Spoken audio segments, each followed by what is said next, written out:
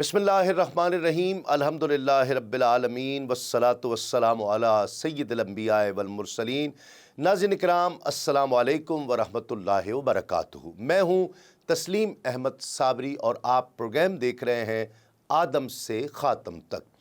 नाज़रीन इकराम, गुज़िश्ता प्रोग्राम में हमने ज़िक्र किया था कि हज़रत मूसा अलैहिस्सलाम के मोजज़ात खुदाई अतिया हैं या जादू की कारीगरी, ये जानने के लिए जादूगरों ने क्या तरीक़ा अपनाया। फ़िरौन और उसकी कौम किन बुराइयों और गुनाहों में मुब्तला थी। कबूलियत ईमान पर सैयदा आसिया सलामुल्लाह अलैहा को क्या सज़ा दी गई। असाए मूसा और यद बैज़ा के अलावा हज़रत मूसा अलैहिस्सलाम को और क्या क्या मोजज़ात अता किए गए। बार बार क़त्ल मूसा का अज़्म करने के बावजूद फ़िरौन को कौन सी चीज़ माने होती थी। फ़िरौनियों को कौन कौन से अज़ाब में मुब्तला किया गया था। हज़रत मूसा अलैहिस्सलाम बनी इसराइल के कितने अफराद को लेकर दरियाए कुलज़ुम की तरफ रवाना हुए थे। फ़िरौनियों को उनके अंजाम की तरफ पहुँचाने का मुकम्मल वाक़या क्या है और ख़ुसूसन फ़िरौन की क्या कैफ़ियत थी उस वक्त। कोहे तूर पर हज़रत मूसा अलैहिस्सलाम और अल्लाह ताला के माबैन क्या मकालमा हुआ। कोहे तूर पर हज़रत मूसा अलैहिस्सलाम को क्या कुछ अता किया गया और वो दिन कौन सा था। हज़रत मूसा अलैहिस्सलाम के कोहे तूर पर जाने के बाद बनी इसराइल के मशागिल क्या थे। और नाज़रीन किराम, आज के प्रोग्राम में हम ज़िक्र करेंगे कि ये सामरी कौन था और उसका तारुफ क्या है।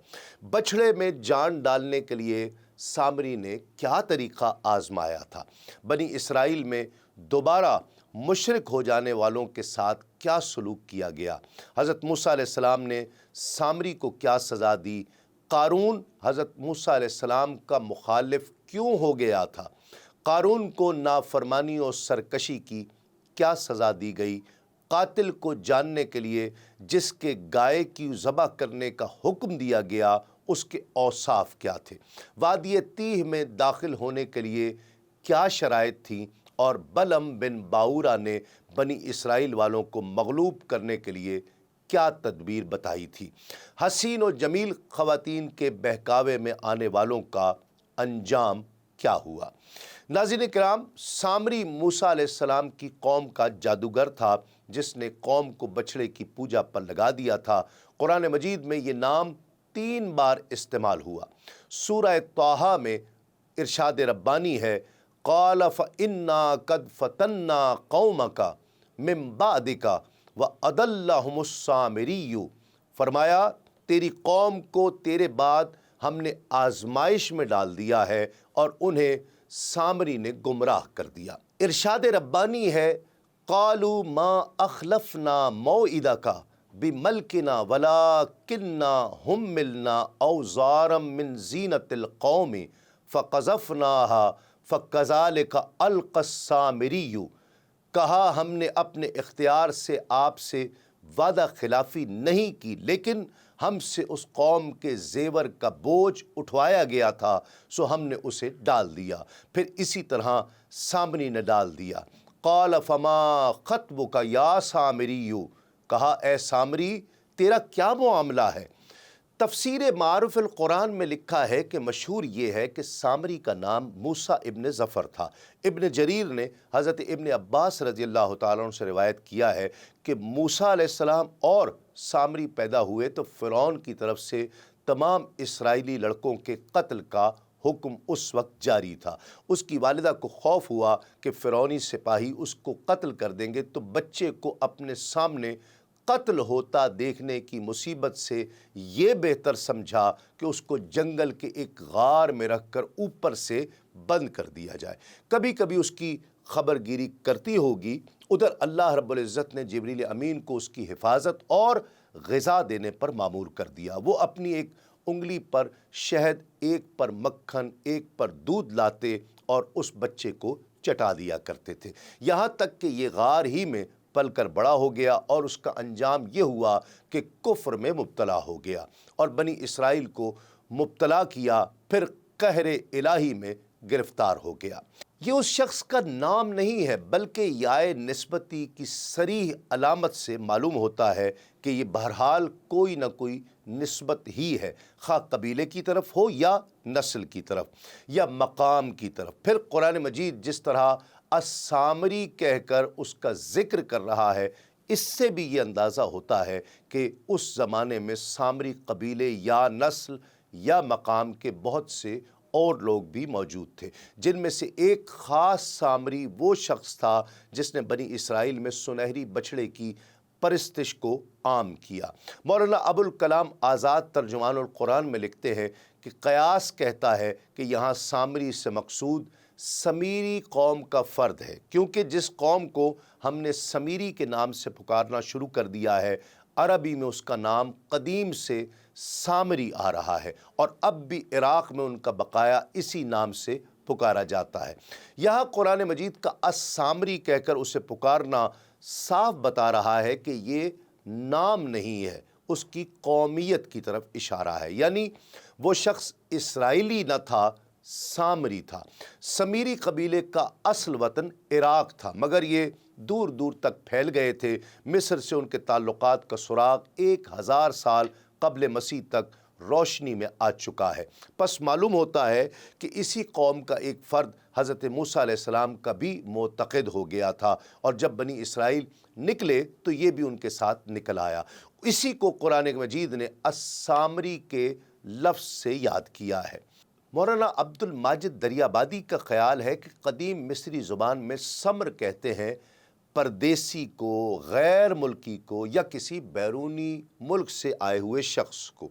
سامری سے مراد ہے کوئی شخص جو غیر اسرائیلی تھا اور مصر سے اسرائیلیوں کے ساتھ ہو گیا تھا۔ بعض اہل لغت کا خیال ہے کہ السامرہ بنی اسرائیل کے قبائل میں سے ہی ایک قبیلہ ہے۔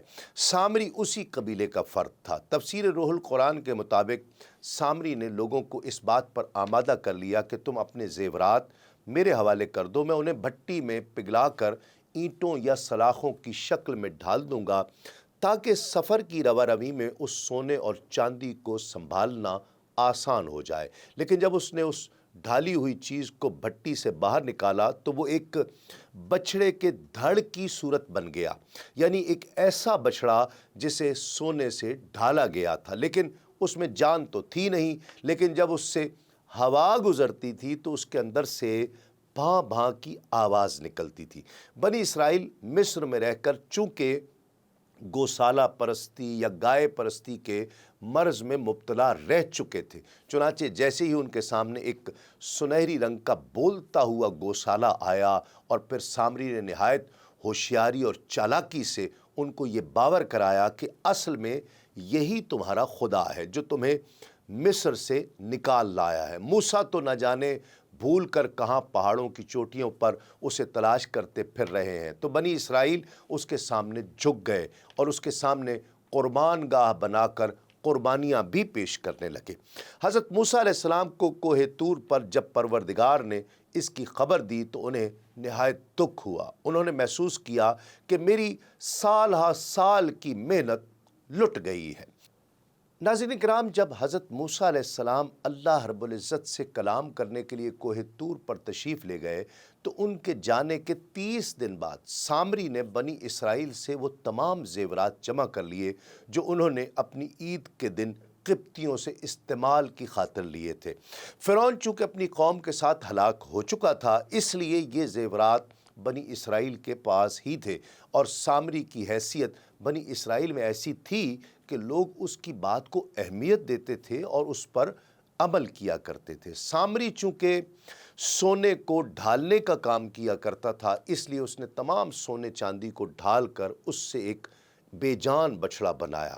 پھر سامری نے حضرت جبریل امین کے گھوڑے کے سم کے نیچے سے لی ہوئی خاک اس بچھڑے میں ڈالی تو اس کے اثر سے وہ گوشت اور خون میں تبدیل ہو گیا، اور بقول دیگر وہ سونے ہی کا بچڑا تھا اور گائے کی طرح ڈکارنے لگا۔ سامری کے بہکانے پر بنی اسرائیل کے 12,000 لوگوں کے علاوہ بقیہ سب نے اس بچڑے کی پوجا کی۔ یہ لوگ اتنے بے وقوف اور کم عقل تھے کہ اتنی بات بھی نہ سمجھ سکے کہ یہ بچھڑا نہ تو ان سے سوال جواب کی صورت میں کلام کر سکتا ہے، نہ انہیں رشد و ہدایت کی راہ دکھا سکتا ہے، تو یہ معبود کس طرح ہو سکتا ہے؟ قرآن مجید میں ارشاد ربانی ہے، وَاتَّخَذَا قَوْمُ مُوسَىٰ مِن بَعْدِهِ مِنْ حُلِيِّهِمْ عِجْلًا جَسَدًا لَهُ خُوَارٌ أَلَمْ يَرَوْا أَنَّهُ لَا يُكَلِّمُهُمْ وَلَا يَهْدِيهِمْ سَبِيلًا اتَّخَذُوهُ وَكَانُوا ظَالِمِينَ۔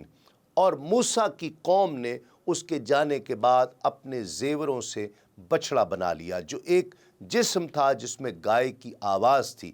کیا انہوں نے یہ نہیں دیکھا کہ وہ ان سے بات بھی نہیں کرتا اور نہ ہی انہیں راہ بتاتا ہے؟ اسے معبود بنا لیا اور وہ ظالم تھے۔ حالانکہ بنی اسرائیل جانتے تھے کہ رب وہ ہے جو قادر مطلق، علیم، خبیر اور ہادی ہو اور نبی کے واسطے سے مخلوق سے کلام فرمائے۔ بچھڑا چونکہ راہ ہدایت نہ دکھا سکتا تھا، اس اعتبار سے وہ جماد کی طرح تھا۔ بنی اسرائیل نے اللہ رب العزت کی عبادت سے اعراض کر کے ایسے عاجز و ناقص بچھڑے کو پوجا تو وہ ظالم ٹھہرے۔ پھر جب اپنے اس کرتوت پر شرمندہ ہوئے اور سمجھ گئے کہ وہ یقیناً گمراہ ہو گئے تو کہنے لگے، اگر ہمارے رب نے ہم پر رحم نہ فرمایا اور ہماری مغفرت نہ فرمائی تو ہم ضرور تباہ ہو جائیں گے۔ جب حضرت موسیٰ علیہ السلام اپنے رب تعالیٰ کی مناجات سے مشرف ہو کر کوہ طور سے اپنی قوم کی طرف واپس پلٹے تو بہت زیادہ غم و غصے میں بھرے ہوئے تھے، اس لیے کہ اللہ رب العزت نے انہیں خبر دے دی تھی کہ سامری نے ان کی قوم کو گمراہ کر دیا ہے۔ آپ کو جھنجھلاہٹ اور غصہ سامری پر تھا، نہ کہ حضرت ہارون علیہ السلام پر، کیونکہ اللہ رب العزت نے حضرت موسیٰ علیہ السلام کو پہلے سے بتا دیا تھا کہ انہیں سامری نے گمراہ کیا ہے۔ حضرت موسیٰ علیہ السلام نے قوم سے فرمایا کہ تم نے میرے بعد کتنا برا کام کیا کہ شرک کرنے لگے اور میرے تورات لے کر آنے کا انتظار بھی نہ کیا۔ دوسرے قول کے مطابق آپ نے حضرت ہارون علیہ السلام اور اپنی قوم کے ان لوگوں سے جنہوں نے بچھڑے کی پوجا نہیں کی تھی فرمایا، تم نے میرے بعد کتنا برا کام کیا کہ لوگوں کو بچھڑا پوجنے سے روکا نہیں۔ کیا تم نے اپنے رب عز و جل کے حکم پر جلدی کی اور میرے تورات لے کر آنے کا انتظار بھی نہ کیا؟ اس کے بعد حضرت موسیٰ علیہ السلام نے تورات کی تختیاں زمین پر ڈال دیں اور اپنے بھائی کے سر کے بال پکڑ کر اپنی طرف کھینچنے لگے، کیونکہ حضرت موسیٰ علیہ السلام کو اپنی قوم کا ایسی بدترین معصیت میں مبتلا ہونا نہایت شاق اور گراں گزرا۔ تب حضرت ہارون علیہ السلام نے حضرت موسیٰ علیہ السلام سے کہا، قرآن مجید میں ارشاد ربانی ہے، قال ابن ام ان القوم استضعفونی وکادوا یقتلوننی فلا تشمت بی الاعداء ولا تجعلنی مع القوم الظالمین۔ اس نے کہا کہ اے میری ماں کے بیٹے، لوگوں نے مجھے کمزور سمجھا اور قریب تھا کہ مجھے مار ڈالتے، سو مجھ پر دشمنوں کو نہ ہنسا اور مجھے گناہگار لوگوں میں نہ ملا۔ حضرت موسیٰ علیہ السلام نے اپنے بھائی کا عذر قبول کر کے بارگاہ الہی میں یوں عرض کیا۔ قرآن مجید میں ارشاد ربانی ہے، قال رب اغفر لی ولأخی وادخلنا فی رحمتک وانت ارحم الراحمین۔ کہا، اے میرے رب، مجھے اور میرے بھائی کو معاف فرما اور ہمیں اپنی رحمت میں داخل کر، اور تو سب سے زیادہ رحم کرنے والا ہے۔ یہ دعا آپ علیہ السلام نے اس لیے مانگی کہ دوسرے لوگ یہ سن کر خوش نہ ہوں کہ بھائیوں میں چل گئی ہے، اور اس کے ساتھ یہ وجہ بھی تھی کہ حضرت ہارون کا غم غلط ہو جائے۔ تفسیر مدارک میں ہے کہ حضرت ہارون علیہ السلام کا جواب سن کر حضرت موسیٰ علیہ السلام سامری کی طرف متوجہ ہوئے اور فرمایا، اے سامری، تو نے ایسا کیوں کیا؟ اس کی وجہ بتا۔ سامری نے کہا، میں نے وہ دیکھا جو بنی اسرائیل کے لوگوں نے نہیں دیکھا۔ حضرت موسیٰ علیہ السلام نے فرمایا، تو نے کیا دیکھا؟ اس نے کہا، میں نے حضرت جبریل کو دیکھا اور انہیں پہچان لیا۔ وہ زندگی کے گھوڑے پر سوار تھے۔ اس وقت میرے دل میں یہ بات آئی کہ میں ان کے گھوڑے کے نشان قدم کی خاک لے لوں، تو میں نے وہاں سے ایک मुट्ठी भर ली, फिर उसे उस बछड़े में डाल दिया जो मैंने बनाया था, और मेरे नफ्स ने मुझे यही अच्छा करके दिखाया, और ये फ़ेल मैंने अपनी ही नफसानी ख्वाहिश की वजह से किया, कोई दूसरा इसका बाइस व मुहर्रिक नहीं था। सामरी की बात सुनकर हज़रत मूसा अलैहिस्सलाम ने उससे फरमाया, अब तू यहाँ से चलता बन और दूर हो जा, बस बेशक ज़िंदगी में तेरे लिए ये सज़ा है कि जब तुझसे कोई ऐसा शख्स मिलना चाहे जो तेरे हाल से वाकिफ़ न हो, तो तू उससे खुद कहेगा कि कोई मुझे ना छुए और मैं किसी को ना छूं। चुनांचे लोगों को मुकम्मल तौर पर से मिलना मना कर दिया गया, और हर एक बात पर उसके साथ मुलाकात, बातचीत, ख़रीद व फ़रोख्त हराम कर दी गई। गोया मुकम्मल तौर पर सोशल बाइकॉट कर दिया गया, और अगर इत्तेफाकन कोई उससे छू जाता तो वो और छूने वाला दोनों शदीद बुखार में मुब्तला हो जाते। वो जंगल में यही शोर मचाता फिरता था कि कोई मुझे ना छुए, और वो वहशियों और दरिंदों में ज़िंदगी के दिन इंतहाई तलखी और वहशत में गुजारता था। और उधर हज़रत मूसा अलैहिस्सलाम ने उस बछड़े को आग से जलाया और रेज़ा रेज़ा करके दरिया में बहा दिया। कि हज़रत मूसा अलैहिस्सलाम कोहे तूर से वापस लौटे और तौरात लेकर आए, और यहाँ बनी इसराइल के लोग सामरी जादूगर के बहकाने पर बछड़े की पूजा करने लगे थे। बिलाखिर हज़रत मूसा अलैहिस्सलाम ने उस बछड़े को जलाकर दरिया में बहा दिया। हज़रत मूसा अलैहिस्सलाम ने जब तौरात से दर्स व तदरीस का आगाज़ किया तो बनी इसराइल एक मरतबा फिर हीले बहाने करने लगे और बोले, ए मूसा, हम ये कैसे यकीन कर लें कि ये अल्लाह का कलाम है? हो सकता है कि तुमने खुद ही बना लिया हो। इस सूरत हाल पर हज़रत मूसा अलैहिस्सलाम ने एक बार फिर अल्लाह रब्बुल इज़्ज़त से रुजू किया। अल्लाह ने फरमाया, ए मूसा, उस कौम के मुंतखब अफराद को लेकर कोहे तूर पर आ जाओ, ताकि हम उनको अपना कलाम सुना दें और उन्हें यकीन आ जाए।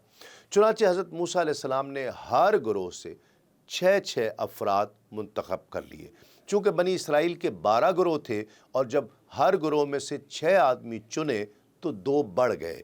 और जब हज़रत मूसा अलैहिस्सलाम ने उनसे फरमाया कि मुझे 70 आदमी तक लाने का हुक्म हुआ है और तुम 72 हो चुके हो, इसलिए तुम में से 2 आदमियों को यहीं रहना पड़ेगा, तो वो आपस में झगड़ने लगे।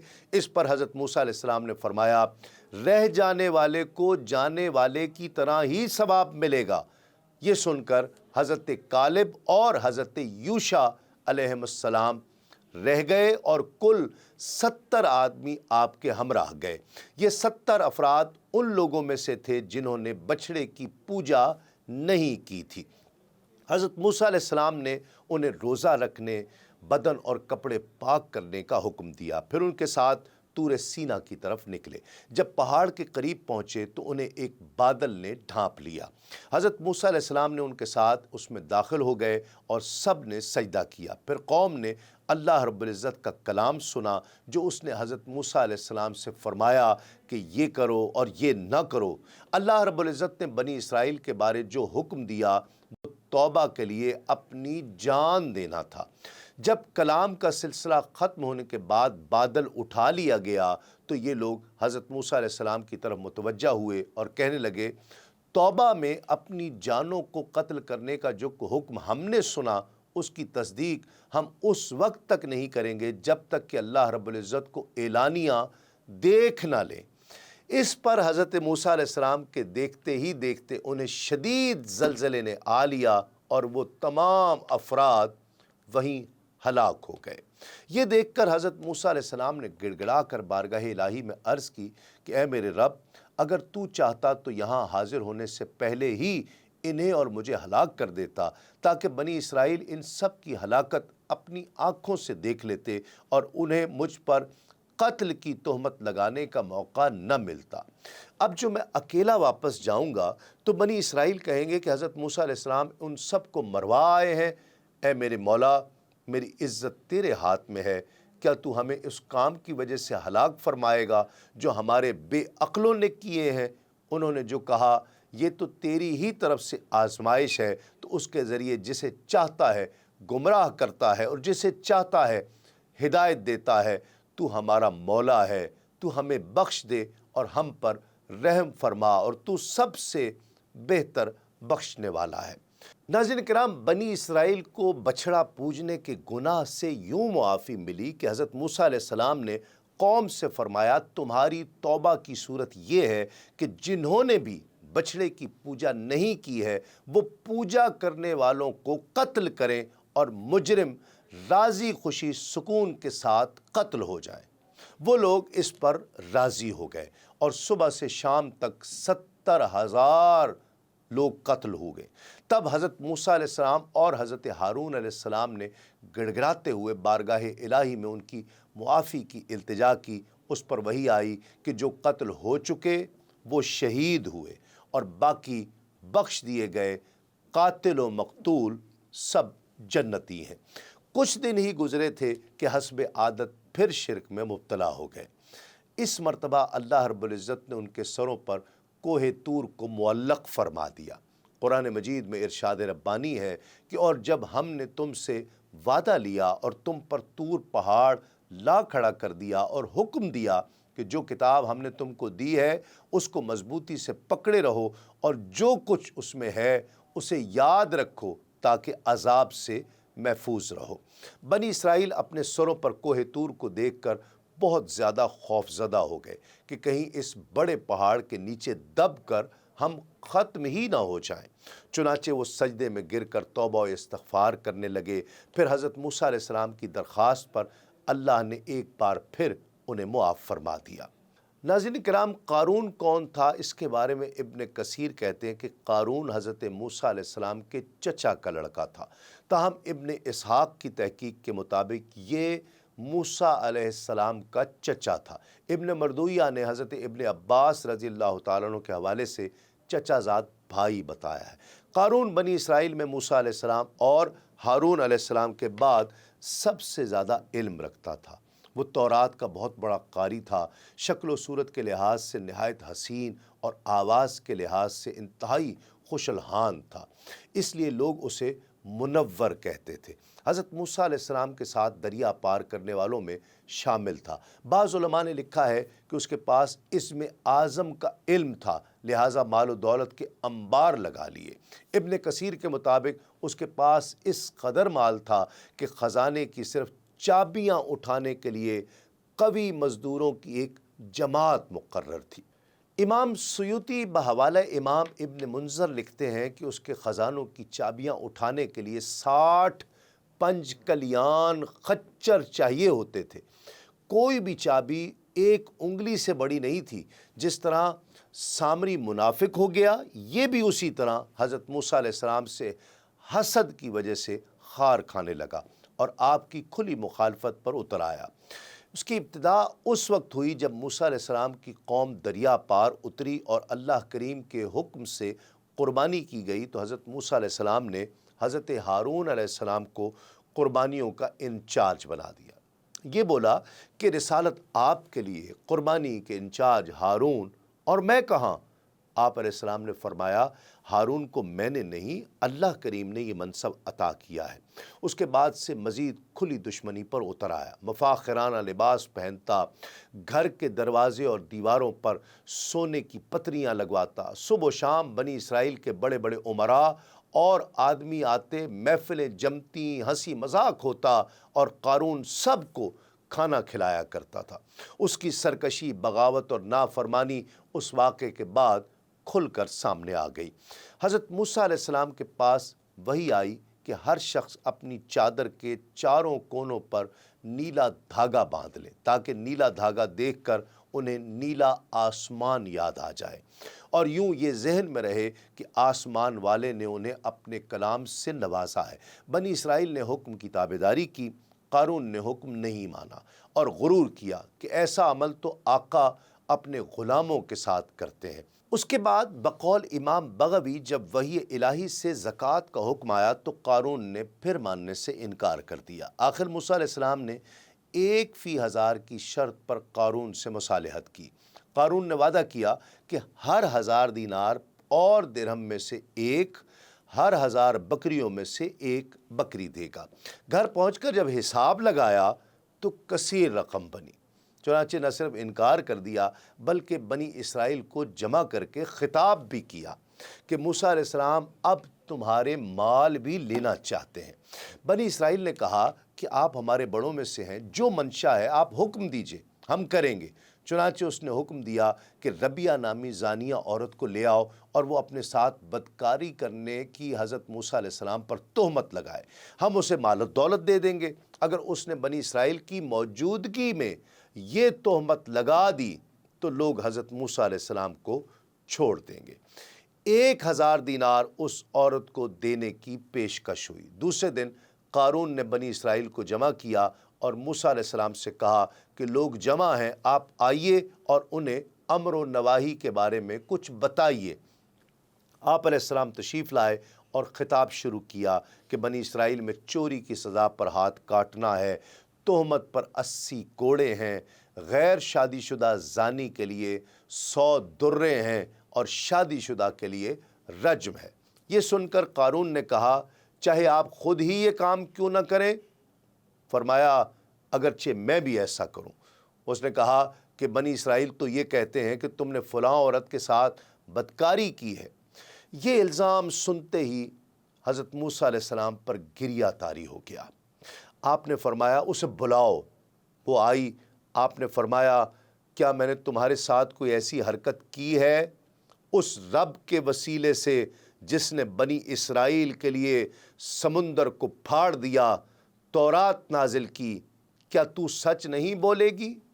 अल्लाह करीम ने उसके दिल को बदल दिया। उसने कहा कि मैं आज इससे फजीलत वाली तौबा नहीं पाती कि अल्लाह करीम के दुश्मन को झुटलाऊं और रसूलुल्लाह की बरात का इजहार करूं। उस औरत ने पूरी तफसील बता दी। मूसा अलैहिस्सलाम सजदे में गिर पड़े और अल्लाह करीम से कारून के लिए सज़ा तलब की और अर्ज़ की, इलाही मैं तेरा रसूल हूँ और तू मेरे लिए उस पर गज़ब नाजिल फरमा। अल्लाह करीम ने वही भेजी कि मैंने ज़मीन को तेरा ताबे फरमान कर दिया है, जो चाहे इसे हुक्म दे ये बजा लाएगी। मूसा अलैहिस्सलाम ने ज़मीन को हुक्म देते हुए फरमाया कि इसे पकड़ ले। ज़मीन ने पाँव तक उसको गिरफ्त में ले लिया। वो मिन्नत व ज़ारी करने लगा। मूसा अलैहिस्सलाम ने कहा, और पकड़। ज़मीन ने कमर तक निगल लिया। कारून बराबर मूसा अलैहिस्सलाम को अल्लाह करीम का और अपनी क़राबतदारी का वास्ता देता रहा, यहाँ तक कि 70 बार उसने वास्ता दिया, लेकिन मूसा अलैहिस्सलाम ने कोई इल्तिफ़ात न फरमाया। आखिर में ज़मीन ने उसे मान उसके घर और माल व दौलत के निकल लिया। अब्द बिन हमीद ने इकरमा से रिवायत किया है कि जब कारून को ज़मीन अंदर निगल रही थी और वो बराबर वास्ते दे रहा था, तो अल्लाह करीम ने हज़रत मूसा अलैहिस्सलाम की तरफ वही की कि ए मूसा, तेरा दिल कितना सख्त है। कारून बार बार तुझसे रहम की दरख्वास्त कर रहा था, लेकिन तूने उसकी मदद नहीं की। मुझे मेरी इज़्ज़त और जलाल की कसम, अगर वो मुझसे एक बार भी मदद तलब करता तो मैं ज़रूर उसकी मदद करता। एक रिवायत में है कि हज़रत मूसा अलैहिस्सलाम से फिर कहा गया कि आज के बाद ज़मीन को किसी के भी ताबे नहीं करूँगा। इमाम खाज़िन कहते हैं कि बनी इसराइल में एक मालदार शख्स आमील को उसके अजीज़ ने खुफिया तौर पर कत्ल करके दूसरे मोहल्ले में डाल दिया ताकि उसकी मीरास भी ले ले और खून बहा भी ले ले, और फिर दावा कर दिया कि मुझे खून बहा दिलवाया जाए। कातिल का पता न चलता था। वहाँ के लोगों ने हज़रत मूसा अलैहिस्सलाम से दरख्वास्त की कि आप दुआ फरमाएँ कि अल्लाह रब्बुल इज़्ज़त हकीकत हाल ज़ाहिर फरमाए। इस पर हुक्म हुआ कि एक गाय ज़बह करके उसका कोई हिस्सा मकतूल के मारे वो ज़िंदा होकर कातिल के बारे में बता देगा। लोगों ने हैरानी से कहा, क्या आप हमसे मजाक कर रहे हैं? क्योंकि मकतूल का हाल मालूम होने और गाय के ज़िबा करने में कोई मुनासबत मालूम नहीं होती। इस पर हज़रत मूसा अलैहिस्सलाम ने जवाब दिया, मैं इस बात से अल्लाह ताला की पनाह मांगता हूँ कि मैं मजाक करके जाहिलों में से हो जाऊँ। जब बनी इसराइल ने समझ लिया कि गाय का ज़िबा करना मजाक नहीं बल्कि बाकायदा हुक्म रब्बानी है, तो उन्होंने हज़रत मूसा अलैहिस्सलाम से उसके औसाफ दरियाफ़्त किए और बार बार सवाल करके वो लोग قیدیں بڑھاتے چلے گئے اور بالآخر یہ حکم ہوا کہ ایسی گائے ذبح کرو جو نہ بوڑھی ہو اور نہ بہت کم عمر بلکہ درمیانی عمر کی ہو، بدن پر کوئی داغ نہ ہو، ایک ہی رنگ کی ہو، رنگ آنکھوں کو بھانے والا ہو، اس گائے نے کبھی کھیتی باڑی کی ہو نہ کبھی کھیتی کو پانی دیا ہو۔ آخری سوال میں انہوں نے کہا کہ اب ہم انشاءاللہ راہ پا لیں گے۔ بہرحال جب سب کچھ طے ہو گیا تو ان کی تسلی ہو گئی، پھر انہوں نے گائے کی تلاش شروع کر دی۔ ان کے اطراف میں ایسی صرف ایک ہی گائے تھی۔ اس کا حال یہ تھا کہ بنی اسرائیل میں ایک صالح شخص تھے، ان کا ایک چھوٹا بچہ تھا اور ان کے پاس ایک گائے کے بچے کے علاوہ اور کچھ نہیں رہا تھا۔ انہوں نے اس کی گردن پر مہر لگا کر اللہ رب العزت کے نام پر چھوڑ دیا اور بارگاہ حق میں عرض کی، اے رب تعالی، میں اس بچیا کو اس فرزند کے لیے تیرے پاس ودیت رکھتا ہوں تاکہ جب یہ فرزند بڑا ہو جائے تو یہ اس کے کام آئے۔ اس نیک شخص کا تو انتقال ہو گیا، لیکن وہ بچیا جنگل میں اللہ رب العزت کی حفاظت میں پرورش پاتی رہی۔ یہ لڑکا جب بڑا ہوا تو صالح اور متقی بنا اور ماں کا فرما بردار تھا۔ ایک دن اس کی والدہ نے کہا، اے میرے نور نظر، تیرے باپ نے تیرے لیے فلاں جنگل میں خدا کے نام ایک بچیا چھوڑی تھی، وہ اب جوان ہو گئی ہوگی، اللہ رب العزت سے دعا کرو کہ وہ تجھے لوٹا دے، عطا فرمائے، اور تو اسے جنگل سے لے آ۔ لڑکا جنگل میں گیا اور اس نے گائے کو جنگل میں دیکھا اور والدہ کو بتائی ہوئی علامتیں اس میں پائیں اور اس کو اللہ رب العزت کی قسم دے کر بلایا تو وہ حاضر ہو گئی۔ وہ جوان اس گائے کو والدہ کی خدمت میں لے آیا۔ والدہ نے بازار میں لے جا کر 3 دینار پر فروخت کرنے کا حکم دیا اور یہ شرط کی کہ سودا ہونے پر پھر اس کی اجازت حاصل کی جائے۔ اس زمانے میں گائے کی قیمت ان اطراف میں 3 دینار ہی تھی۔ جوان جب اسے گائے کو بازار میں لایا تو ایک فرشتہ خریدار کی صورت میں آیا اور اس نے گائے کی قیمت 6 دینار لگا دی، مگر یہ شرط رکھی کہ جوان اپنی والدہ سے اجازت نہیں لے گا۔ جوان نے یہ منظور نہیں کیا اور والدہ سے تمام قصہ کہہ دیا۔ اس کی والدہ نے 6 دینار قیمت منظور کرنے کی تو اجازت دی، مگر بیچنے میں پھر دوبارہ اپنی مرضی دریافت کرنے کی شرط لگا دی۔ جوان پھر بازار میں آیا۔ اس مرتبہ فرشتے نے 12 دینار قیمت لگائی اور کہا کہ والدہ کی اجازت پر موقوف نہ رکھو، جو اس نے نہیں مانا اور والدہ کو اطلاع دی۔ وہ صاحب فراست عورت سمجھ گئی کہ یہ خریدار نہیں، کوئی فرشتہ ہے جو آزمائش کے لیے آتا ہے۔ بیٹے سے کہا کہ اب کی مرتبہ اس خریدار سے یہ کہنا کہ آپ ہمیں اس گائے کے فروخت کرنے کا حکم دیتے ہیں یا نہیں دیتے۔ لڑکے نے یہی کہا تو فرشتے نے جواب دیا کہ ابھی اس کو روک کے رکھو، جب بنی اسرائیل خریدنے آئیں تو اس کی قیمت یہ مقرر کرنا کہ اس کی کھال میں سونا بھر دیا جائے۔ جوان گائے کو گھر لایا اور جب بنی اسرائیل جستجو کرتے ہوئے اس کے مکان پر پہنچے تو یہی قیمت طے کی گئی اور حضرت موسیٰ علیہ السلام کی ضمانت پر وہ گائے بنی اسرائیل کے سپرد کر دی گئی۔ بنی اسرائیل نے گائے ذبح کر کے اس کے کسی عضو سے مردہ کو مارا اور وہ بحکم الہی زندہ ہو گیا۔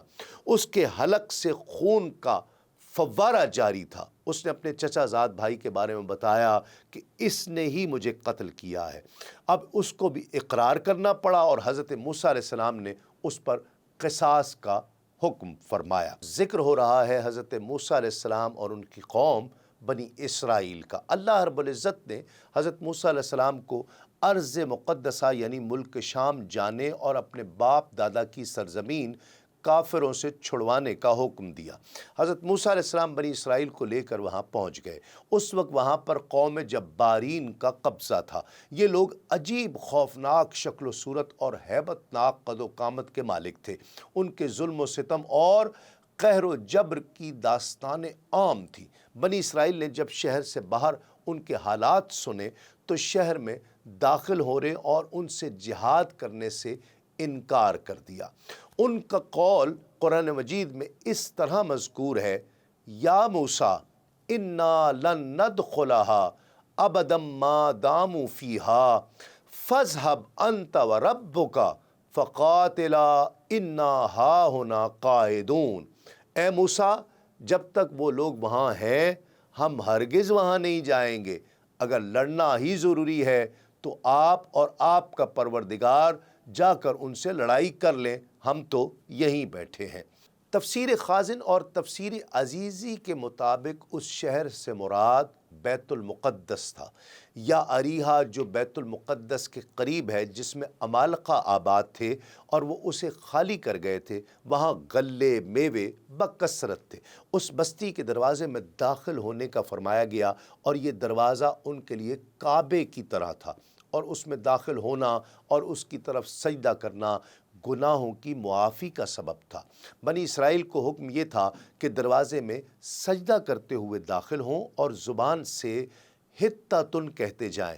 یہ کلمہ استغفار تھا۔ انہوں نے دونوں حکموں کی مخالفت کی اور سجدہ کرتے ہوئے داخل ہونے کے بجائے سرینوں کے بھل گھسٹتے ہوئے داخل ہوئے، اور توبہ استغفار کا کلمہ پڑھنے کے بجائے مذاق کے طور پہ حبۃ فی الشعرا کہنے لگے، جس کا معنی تھا بال میں دانہ۔ اس مذاق اور نافرمانی کی سزا میں ان پر طاعون مسلط کیا گیا، جس سے ہزاروں اسرائیلی ہلاک ہو گئے۔ حضرت عبداللہ بن عباس رضی اللہ تعالی عنہما فرماتے ہیں کہ جب حضرت موسیٰ علیہ السلام نے جبارین سے جنگ کا ارادہ کیا اور سرزمین شام میں نزول فرمایا تو بلعم بن باورہ کی قوم اس کے پاس آئی اور اس سے کہنے لگی کہ حضرت موسیٰ علیہ السلام بہت تیز مزاج ہیں اور ان کے ساتھ بہت بڑا لشکر ہے، وہ یہاں اس لیے آئے ہیں تاکہ ہم سے جنگ کریں اور ہمیں ہمارے شہروں سے نکال کر ہمارے بجائے بنی اسرائیل کو اس سرزمین میں آباد کر دیں۔ تیرے پاس اسم اعظم ہے اور تم ایسے شخص ہو کہ تمہاری ہر دعا قبول ہوتی ہے، مستجاب الدعوات ہو، تم نکلو اور اللہ رب العزت سے دعا کرو کہ وہ انہیں یہاں سے بھگا دے۔ قوم کی بات سن کر بلعم نے کہا افسوس ہے تم پر، حضرت موسیٰ اللہ کے نبی ہیں، ان کے ساتھ فرشتے اور ایماندار لوگ ہیں، اس لیے میں ان کے خلاف کیسے بد دعا کر سکتا ہوں؟ مجھے اللہ رب العزت کی طرف سے جو علم ملا ہے اس کا تقاضا یہ ہے کہ اگر میں نے حضرت موسیٰ علیہ السلام کے خلاف ایسا کیا تو میری دنیا و آخرت برباد ہو جائے گی۔ قوم نے جب گریہ وزاری کے ساتھ مسلسل اصرار کیا تو بلعم نے کہا اچھا میں پہلے اپنے رب کی مرضی معلوم کر لیتا ہوں۔ بلعم کا طریقہ یہی تھا کہ جب کبھی کوئی دعا کرتا تو پہلے مرضی الہی معلوم کر لیا کرتا اور خواب میں اس کا جواب مل جاتا۔ چنانچہ اس مرتبہ اس کو یہ جواب ملا کہ حضرت موسیٰ علیہ السلام اور ان کے ساتھیوں کے خلاف دعا نہ کرنا۔ چنانچہ اس نے قوم سے کہہ دیا کہ میں نے اپنے رب سے اجازت چاہی تھی مگر میرے رب نے ان کے خلاف بد دعا کرنے کی ممانعت فرما دی ہے۔ پھر اس کی قوم نے اسے ہدیے اور نذرانے دیے جنہیں اس نے قبول کر لیا۔ اس کے بعد قوم نے دوبارہ اس سے بد دعا کرنے کی درخواست کی تو دوسری مرتبہ بلعم نے رب تبارک و تعالیٰ سے اجازت چاہی۔ اب کی بار اس کا کچھ جواب نہ ملا تو اس نے قوم سے کہہ دیا کہ مجھے اس مرتبہ کچھ جواب نہیں ملا۔ وہ لوگ کہنے لگے کہ اگر اللہ رب العزت کو منظور نہ ہوتا تو وہ پہلے کی طرح دوبارہ بھی صاف منع فرما دیتا۔ پھر قوم نے اور بھی زیادہ اصرار کیا حتیٰ کہ وہ ان کی باتوں میں آ گیا۔ چنانچہ بلعم بن باورہ اپنی گدھی پر سوار ہو کر ایک پہاڑ کی طرف روانہ ہوا۔ گدھی نے اسے کئی مرتبہ گرایا اور وہ پھر سوار ہو جاتا حتیٰ کہ اللہ رب العزت کے حکم سے گدھی نے اس سے کلام کیا اور کہا افسوس اے بلعم، کہاں جا رہے ہو؟ کیا تم دیکھ نہیں رہے کہ فرشتے مجھے جانے سے روک رہے ہیں؟ کیا تم اللہ رب العزت کے نبی اور فرشتوں کے خلاف بد دعا کرنے جا رہے ہو؟ بلعم پھر بھی باز نہیں آیا اور آخر کار وہ بد دعا کرنے کے لیے اپنی قوم کے ساتھ پہاڑ پر چڑھا۔ اب بلعم جو بد دعا کرتا اللہ رب العزت اس کی زبان کو اس کی قوم کی طرف پھیر دیتا، اور اپنی قوم کے لیے جو دعائے خیر کرتا تھا بجائے قوم کے بنی اسرائیل کا نام اس کی زبان پر آ جاتا۔ یہ دیکھ کر اس کی قوم نے کہا اے بلعم، تو یہ کیا کر رہا ہے؟ بنی اسرائیل کے لیے دعا اور ہمارے لیے بد دعا کیوں کر رہا ہے؟ بلعم نے کہا یہ میرے اختیار کی بات نہیں ہے، میری زبان میرے قبضے میں نہیں ہے، اللہ رب العزت کی قدرت مجھ پر غالب آ گئی ہے۔ اتنا کہنے کے بعد اس کی زبان نکل کر اس کے سینے پر لٹک گئی۔ اس نے اپنی قوم سے کہا، میری تو دنیا و آخرت دونوں برباد ہو گئی، اب میں تمہیں ان کے خلاف ایک تدبیر بتاتا ہوں، تم حسین و جمیل عورتوں کو بنا سنوار کر ان کے لشکر میں بھیج دو، اگر ان میں سے ایک شخص نے بھی بدکاری کر لی تو تمہارا کام بن جائے گا، کیونکہ جو قوم زنا کرے اللہ رب العزت اس پر سخت ناراض ہوتا ہے اور اسے کامیاب نہیں ہونے دیتا۔ چنانچہ بلعم کی قوم نے اسی طرح کیا۔ جب عورتیں بن سنور کر لشکر میں پہنچیں تو ایک کنانی عورت بنی اسرائیل کے ایک سردار کے پاس سے گزری تو وہ اپنے حسن و جمال کی وجہ سے اسے پسند آ گئی۔ حضرت موسیٰ علیہ السلام کے منع کرنے کے باوجود اس سردار نے اس عورت کے ساتھ بدکاری کی۔ اس کی پاداش میں اسی وقت بنی اسرائیل پر طاعون مسلط کر دیا گیا۔ حضرت موسیٰ علیہ السلام کا مشیر اس وقت وہاں موجود نہ تھا۔ جب وہ آیا تو اس نے بدکاری کا قصہ معلوم ہونے کے بعد مرد و عورت دونوں کو قتل کر دیا۔ تب طاعون کا عذاب ان سے اٹھایا گیا، لیکن اس دوران 70,000 اسرائیلی طاعون سے ہلاک ہو چکے تھے۔ ناظرین کرام، آج کے پروگرام میں ہم نے جانا کہ سامری نے بچڑا کیسے اور کیوں بنایا، بچڑے کی پوجا کرنے میں کتنے لوگ ملوث ہوئے اور ان کا انجام کیا ہوا۔ کوہ طور سے واپس آ کر جب موسیٰ علیہ السلام کو قوم کے دوبارہ شرک میں مبتلا ہو جانے کی خبر ملی تو ان کی طبعی کیفیت کیا تھی، قارون کون تھا اور اس کا رہن سہن کیسا تھا، عامیل کون تھا اور اس نے اپنے عزیز کو قتل کیوں کیا، وادی تیہ میں اللہ رب العزت نے بنی اسرائیل والوں پر کیا انعامات کیے، بلعم بن باورہ کون تھا اور قوم کے اصرار کے باوجود وہ بنی اسرائیل والوں کے خلاف دعا کیوں نہیں کر پا رہا تھا، بلعم بن باورہ نے بنی اسرائیل والوں کو مغلوب کرنے کے لیے کیا تدبیر بتائی۔ اور ناظرین کرام، آئندہ کے پروگرام میں ہم گفتگو کریں گے کہ قوم کی مسلسل سرکشی و نافرمانی پر حضرت موسیٰ علیہ السلام نے کون سے الفاظ میں دعائے جلال فرمائی، میدان تیہ میں بنی اسرائیل پر اترنے والا من و سلوہ کیا ہے اور اس کے متعلق مختلف روایات کیا ہے، عامیل قاتل کو تلاش کرنے کے لیے بیل کی جو نشانیاں بیان کی گئیں ان میں حکمت کیا تھی، جناب سکندر کا لقب ذوالقرنین کیوں رکھا گیا اور ان کا حضرت موسیٰ علیہ السلام کے ساتھ کیا رشتہ تھا، حضرت ذوالقرنین نے مشرق و مغرب اور شمال و جنوب کے سفر پر کیوں روانہ ہوئے، آپ کی ملاقات یاجوج ماجوج سے کب اور کہاں ہوئی، ان کا رہن سہن اور کھانے پینے کے طور طریقے کیا تھے، یاجوج ماجوج والی دیوار کیسے بنائی گئی اور اسے ہٹانے کے لیے وہ کیا کوشش کرتے تھے، حضرت موسیٰ علیہ السلام کی وفات کا مکمل واقعہ کیا ہے اور اس کے متعلق مختلف روایات کیا ہے، حضرت یوشع علیہ السلام کون ہیں اور آپ کو نبوت کب عطا ہوئی، حضرت یوشع علیہ السلام اور حضرت موسیٰ علیہ السلام کا باہمی تعلق کیا ہے، جبارین کے خلاف جہاد اور بیت المقدس کی آزادی کے لیے آپ علیہ السلام نے کیا کیا کوششیں کی۔